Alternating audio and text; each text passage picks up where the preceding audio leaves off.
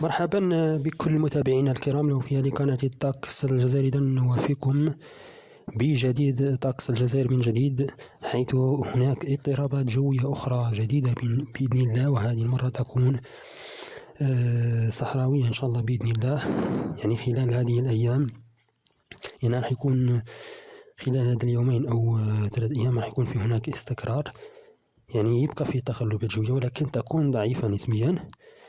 ولكن بداية من يوم، كما سنشاهد في الصورة، بداية من يوم 25 أو 26 تعود من جديد التقلبات الجوية بإذن الله، كما سنشاهد في الصورة. إذن هناك تقلبات جوية بإذن الله. الصعود المدري كما نشاهد في الصورة، يعني منخفض يصعد إن شاء الله نحو المناطق الغربية. يعني هناك منخفضين جويين كما نشاهد في الصورة، يعني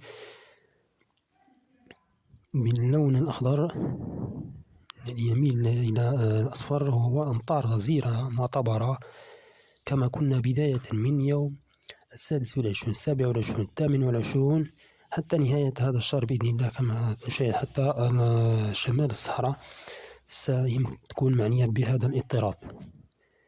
يعني هذا الاضطراب سيكون سريع النشاط بإذن الله، ثم يليه اضطراب آخر إن شاء الله بإذن الله، هو الاضطراب هذا، لكن هذا الاضطراب سيكون شرقي بإذن الله. يعني هو راح يكون نزوله من أوروبا بإذن الله،